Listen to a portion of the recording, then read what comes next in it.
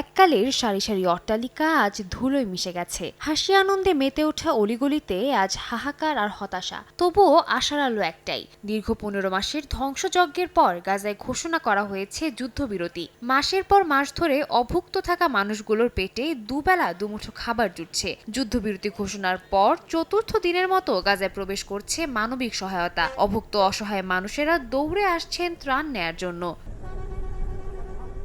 তবে পেটে খাবার জুটলেও মাথায় জুটছে না ছাদ। ইসরায়েলি সেনাদের তাণ্ডবে ধুলোয় মিশে গেছে গাজাবাসীর ঘরবাড়ি। হামলার মুখে যারা বাড়ি ছেড়ে পালিয়েছিলেন ফিরে এসে দেখছেন বাড়িঘরের অস্তিত্ব বিলীন হয়ে গেছে। এমনকি ধূলিসাৎ হয়ে গেছে ফিলিস্তিনের জাতিসংঘের ত্রাণ বিষয়ক সংস্থা UNRW এর কার্যালয়ও।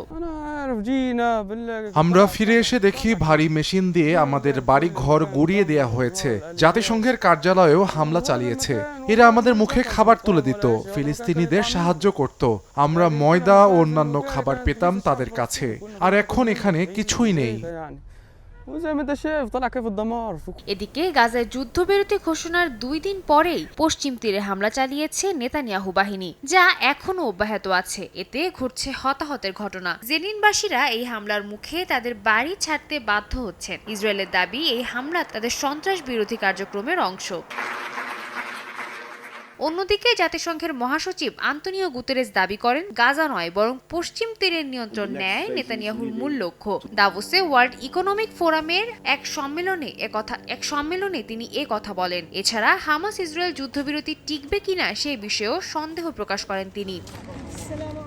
সাদিয়া তাসনিম, সময় সংবাদ।